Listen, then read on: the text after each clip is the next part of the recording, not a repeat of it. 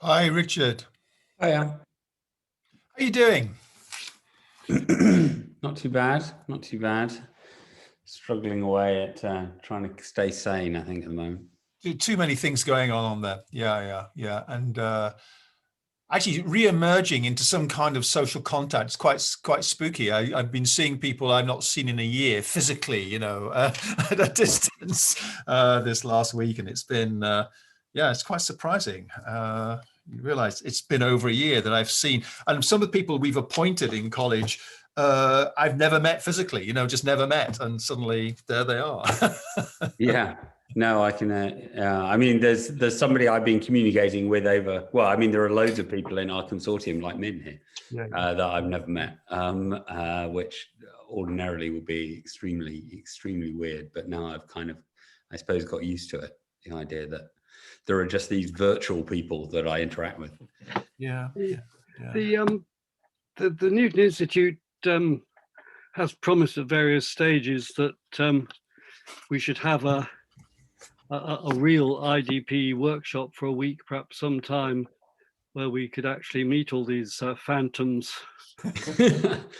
Yes. Yeah, well, there was a plan to have a meeting. Get us out of Oxford as well. That'd be great. Yeah. Yes, I still remember the naive plan that there'd be a meeting in September. No. So thank you. I don't know who's going to be entirely on the call. I know that we made promises to ourselves for last week that by this time we'd have filled in some gaps and bits and pieces. I kind of left it because I thought, well, I'd worked a lot on the paper prior to last week, and I wanted to just kind of leave for other folk. And as I was looking at it last night and a few bits and pieces, I realized not a lot had changed. And I do think that's something we got to address, just to kind of fill in some of the missing gaps, really try and make best efforts to do that. By the way, thank you for your diagram though, Min. I thought that was particularly the fluent contoured one was very elegant kind of summarization of the major components that we're trying to deal with. Oh, it's great pressure. It's also enjoy to you sort of doing that. You have to read the every single words carefully. It's a very nice kind of visual kind of laying out of the major kind of themes in the chapter as well. But I think on the rest of it, we're still short of. I think Lorenzo and Jasmine are going to try and fill in stuff on the model-based references, etc. And we all said we do. I think other bits and pieces. So it's really just kind of trying to convince ourselves that we can kind of fill in some of the detail. I think we're happy with the structure overall. We said that, but I think it's just lacking a bit of evidencing in one or two of the sections as we discussed. People agree with that, or yeah, I have made some changes this morning, Nigel. Sorry, it's been so last minute. Oh, so right. No, look, I mean, we're all under the cosh in different ways, Ben. I appreciate that. But I've tried to add some to section 5. I've added quite a few references, a bit of discussion about international links as well, which would discuss needed a bit. Oh, brilliant! Oh, yeah. Indeed, you have. I can see that. It's only been over the last hour, so I don't expect you to have had a chance to look at it. But I know Glenn's added some in since then as well, which I haven't, other than seeing that. You maybe need to have a bit of a discussion about. Yeah. I mean, I've made some fairly big changes to 8.5, but I think largely just splitting it into 2 sets of challenges, but like some of the other sections. But anyway, we can maybe discuss that. Have you integrated those together, you two? No, they're not quite. Oh, okay. Literally made them. I think we both made them this morning. So. Yeah. All right. Okay. But you can do that. That would be great. I think that would really be helpful, because I think the life cycle, tying it into to both what's understood and known and where you want to get to would be good. Thank you for tidy. I said I'd tidy up, but thank you whoever archived a bunch of old files that were hanging around into suggested archive folder. That might have been Dennis or Valerie, I suspect. No, yeah, I just did that. Thank you. Yeah, that's just tidied it up. So just in terms of the looking at the structure, yeah, if we go through, I mean, I think we can use the illustration that Min provided kind of right at the outset in the intro section, just to lay out the landscape for the paper. Then the stuff on data and models, which both Jasmina and Lorenzo liked, which I was glad to hear, that we just need to try and pull those core references in, plus some additional ones, so that it looks. I think a lot of these refer, I think we mentioned last week, to papers that have been published in as sage-like kind of working papers rather than as peer-reviewed. I mean, do we have? I guess one or two papers are still may well not have still be in an archive or pre-peer review. Is there a strong view, Dennis, from the journal as to what material should properly be referenced? Can it include governmental reports, for example? I mean, I guess it can, yes, and things written for. Yeah. I can't see why not. No. I mean, it seems to me that we're in an age where restricting yourself to normally processed research articles is rather getting more restrictive than it was, really. Yeah. I mean, I'm just looking at things like, references to Warwick and Imperial reports on government website. I think that's just what people are using now, frankly. I suppose. I mean, you're the data expert in a way. I mean, I think it's I suppose the criteria for any kind of reference are, if it's the authoritative reference, you always have to put it in, but otherwise questions arise as to whether people are actually going to be able to access it, whether it's in a stable location or this kind of thing. Yep. Of course, sometimes things on the web are very easily accessible, but you perhaps can't rely on them staying there. They rot. Those links rot, and that's actually one of the challenges in the data Which is world. why I suppose things like, I suppose if they've got a thing like DOI, whatever you. Yeah, that's right. That's always helpful. Yeah. Well, that is one of the PID, the persistent identifier routes to go down. That's for sure. And a bit more to say on that.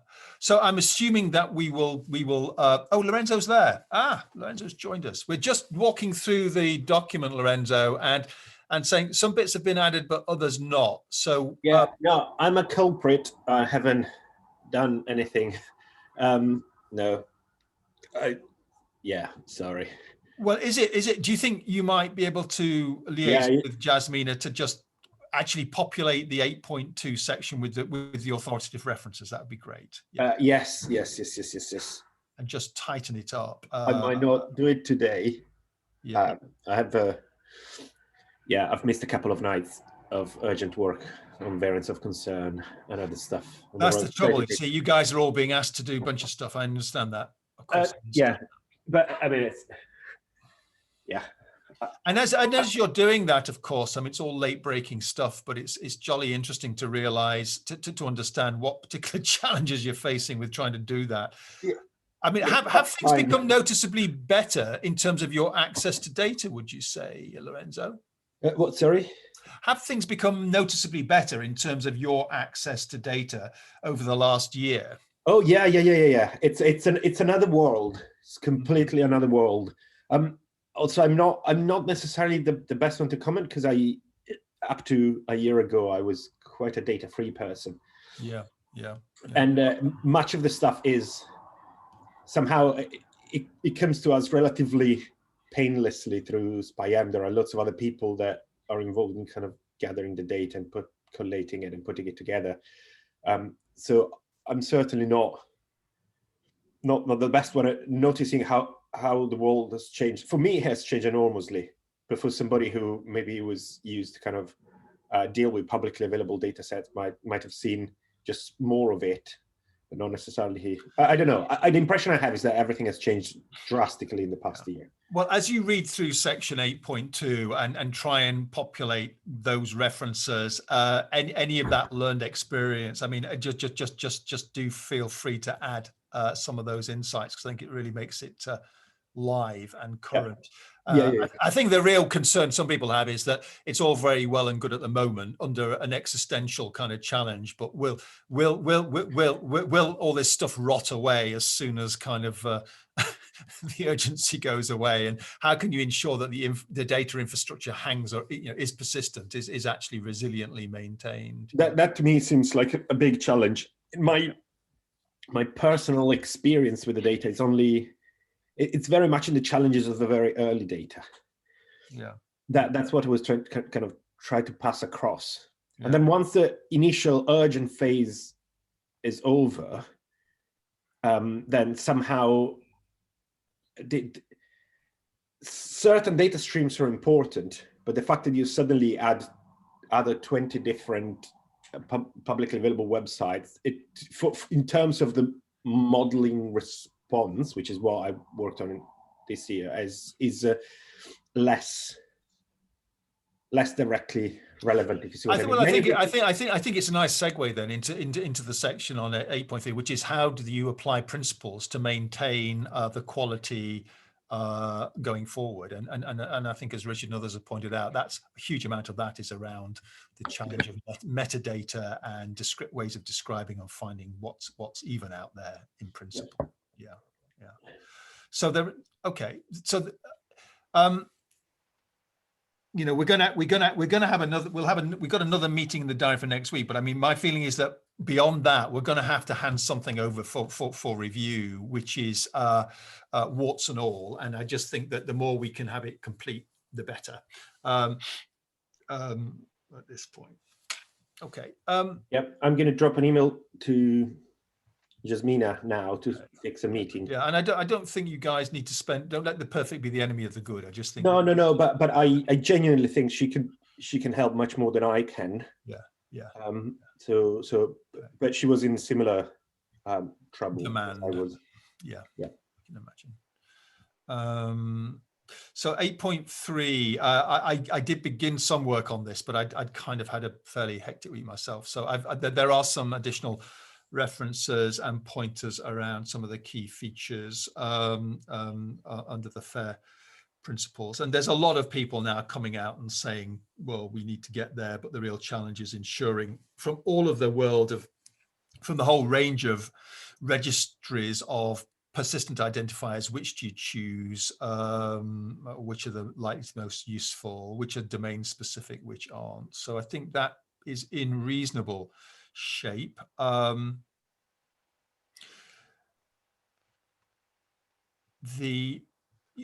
I noticed there's a reference. I might move some of the stuff out, which I think I mentioned could probably better sit in the platform section. The TRE stuff, Richard and Ben and Glenn. I know there's what happened with the Weld stuff? You guys have been supporting? Yeah, that's a very good question. I just sent an email this morning to try to find out because I hadn't heard anything back. I mean, I presume that the EPSRC panel meetings now happened because the reviews had to be back 2-3 weeks ago now. Yeah. But I haven't heard anything back, which I suppose may not be good news. Yeah. Okay. Yeah. Well, I mean, I think the TRE stuff. I mean, there's I know in the UK context that Goldacre's running this Goldacre review, looking at the use of data and how that would need to change, particularly I think in the NHS context. But I mean, I think that TRA's featuring all of that. HDR UK, I know they've been involved in some of this stuff, although I don't. I saw they'd stood up the RDA COVID-19 discussion around some of those issues. So there's some stuff to say there. But so on data platforms, it's still too open safely heavy, but that's about moving stuff around, I think, a little bit to embrace one or two other platforms that are out there. Data life cycles then. So will you, Ben and Glenn, kind of integrate your thoughts on that and produce a common section on that? Yeah, good. I think data skills, we can lift that start of the common literature. I don't think that's too difficult. And data institutions, similarly. Ian had been in contact to say that he he was happy to try and have a look at some of this. I think that needs boiling down, so it's not all just about EPIC. I think that's the challenge on that section. So who did I ask to look at that? I will follow through after this meeting with an email just to remind people what we'd like them to try and do in the meantime. What else can we usefully say? Dennis and Valerie, can you just remind us where we are comparatively to other people working on this? How has progress been looking across the piece? Contextualize it for us. Somewhere around the median. Yeah, okay, all right. Oh, okay. Well, as long as we're not 2 standard deviations the wrong side of that, that's all right. Yeah. But we need to keep, I think we need to just press on. That's my concern at the moment.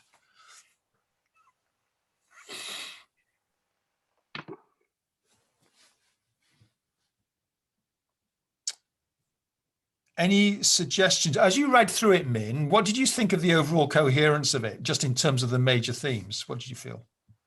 And I think my feeling was more or less consistency. So the consistency, some sections has a challenges, recommendations, but the other section don't have.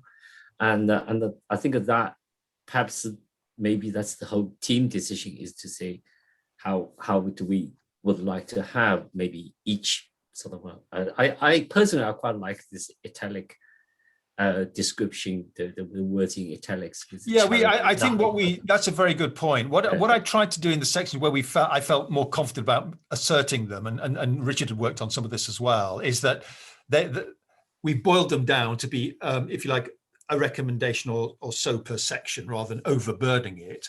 I think the question might be if we feel confident. I mean, some of them may be rather motherhood and apple pie, but I mean, I think that doesn't make them any less relevant as important recommendations. I think that, again, I think the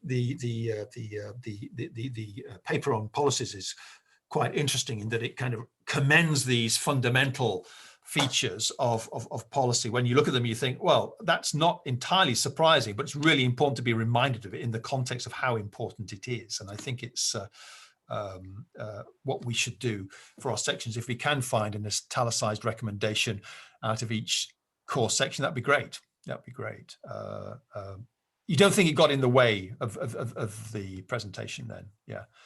I think it speaks to an original idea that we wanted to challenge, to reflect on how we address challenges. Yeah, I mean, I read the new version through yesterday afternoon, and I actually thought, obviously there's quite a bit of tidying up, etc. needed, but I thought overall it came across really well, and there's a nice kind of evolution from an assessment of what's been happening through to where we'd like it to go. Yeah, that's what I thought when I read through it at the end of last week.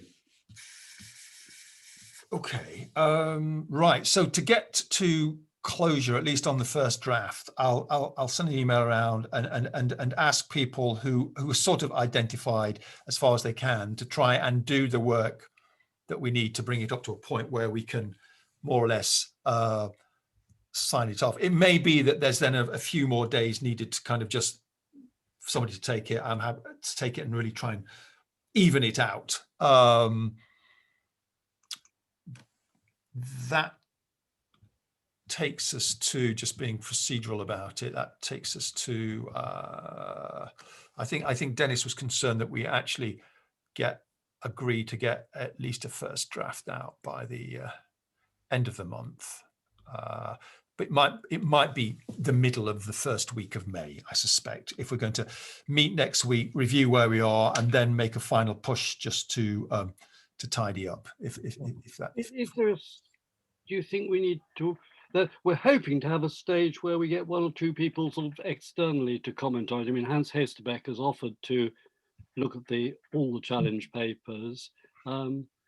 Yes. Well, if you think that draft, or do you think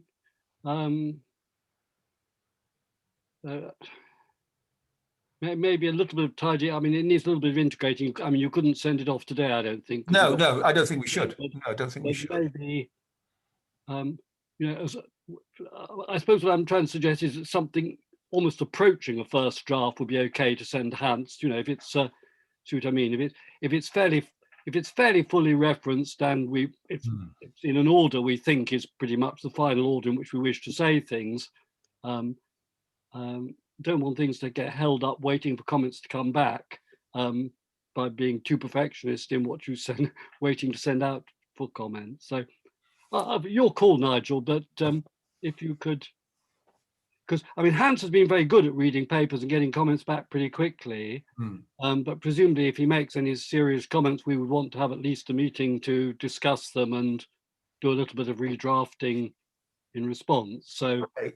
That's a great point. In other words, from a draft you could send to Hans to actually submitting to the journals, bound to be at least a couple of weeks, maybe realistically 3 or 4. Yeah. So sort of planning back from a hoped for deadline, whenever that might be. There might be. Okay. So if we tried to get a version that we could send to Hans for comments following our meeting next week, okay? I wouldn't want to send it as is. I think there's still stuff to add. But if we can make best efforts for when we meet next week, look at it, and if there's then a little bit of a additional crash course on bringing it up to a level to send out to him at the end of the month for comments, that would work for me. If that works for colleagues. Sounds good. I think that would be good. I was wondering, are there other people? We've been trying to send to 1 or 2 people, and I mean, somebody like Frank Kelly might. I was going to say Frank might be a very good person because he's not been involved too closely, but he has an interest in this area. And exactly. Yes. So, in fact, Ben might be able to give it a quick look over. Ben Goldacre, or yeah, well, anybody like that. I mean, we don't need them to read it sort of line by line and edit it, just to give an overall feeling of whether we're in the right ballpark, whether there are things that have missed, or indeed, particularly with Hans, connections with the other papers and so on, which are good to have in. That's another thing to look at, isn't it? Yeah. Okay. Okay, so we are giving ourselves another week to fill in some of the blanks. We'll meet next week to just see where we are, with a view that a few days after that, we would send out for more general review from friends and family, so to say, people we know, and Hans and Frank and perhaps 1 or 2 others. Yeah, if we can. Yeah. Okay. Are people happy with that? Anything else people want to add on where we are, or things that are missing?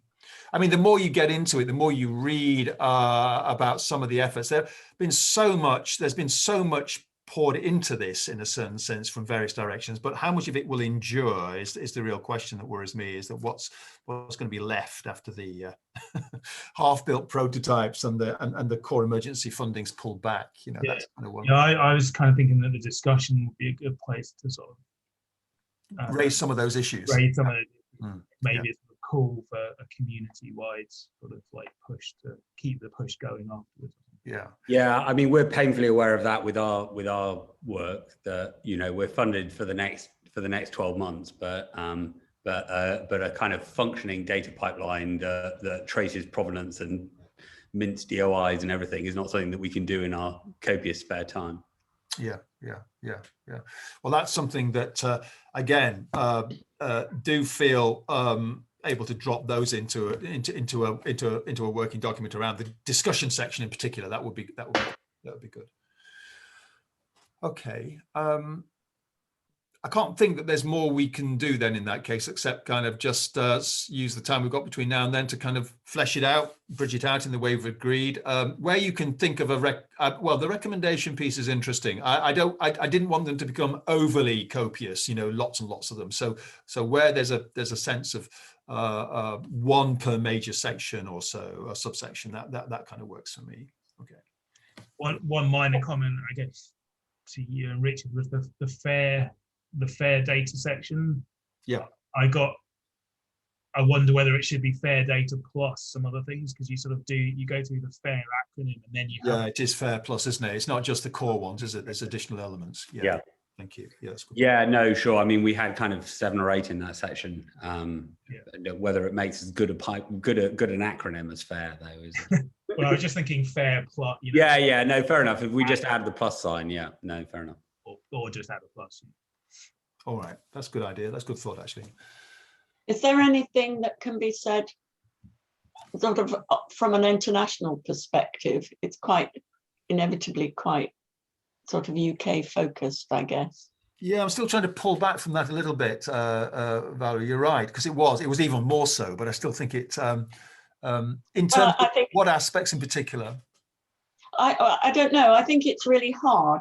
I mean, obviously the lived experience tends to be very UK focused. The principles are obviously broadly applicable, but anything that one could, but the institutions that have been built up are largely UK, I think. So I just wondered, I mean, maybe it doesn't matter, but if there are comments that can be made that take a little bit of an international perspective, it would be good to have them in.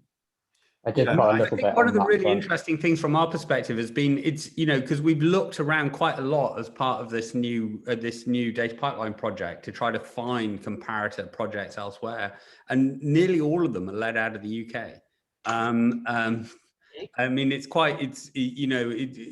we sound parochial, but I think it's actually just because we're literally leading in this in every regard that I just can't find anything that's happening anywhere else.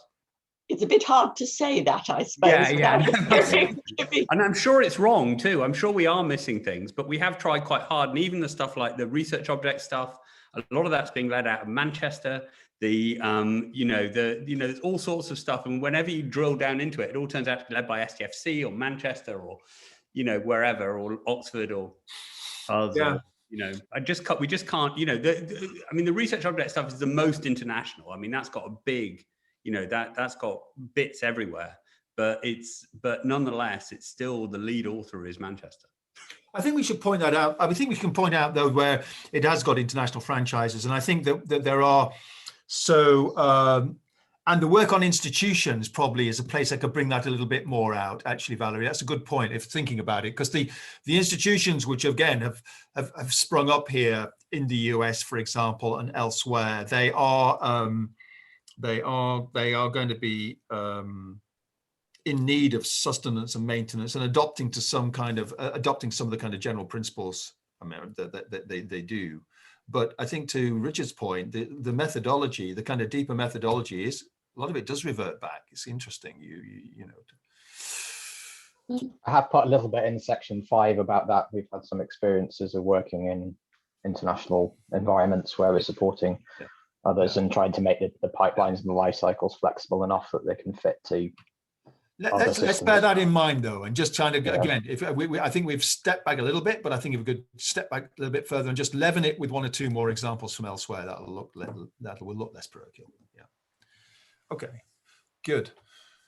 Right, I have to get onto a call at the top of the hour. I think that's excellent. I just need to, as I say, impress on people, just try and find that spare hour or so to kind of finish this next level, such that we can send it out to friends and family, as we say, to Frank and Hans. Yeah. So we'll meet next week with an anticipation that there'll be more work on the sections, and then we can agree to get it out with perhaps just some additional polishing. Okay, is that all right? Yeah. Sounds good. And I'll just finish what I'm doing on. Yeah, you do. Yeah, you guys, if you can liaise on that, and I'll incorporate Min's diagram into the first section as well. Yeah. Dennis, okay? Yeah, thanks. Yep. Yeah. All right. Thanks ever so much, everybody. I really appreciate you being on the line. Thank you. Take care. Cheers. Thanks. Bye. Thanks. Bye, everybody.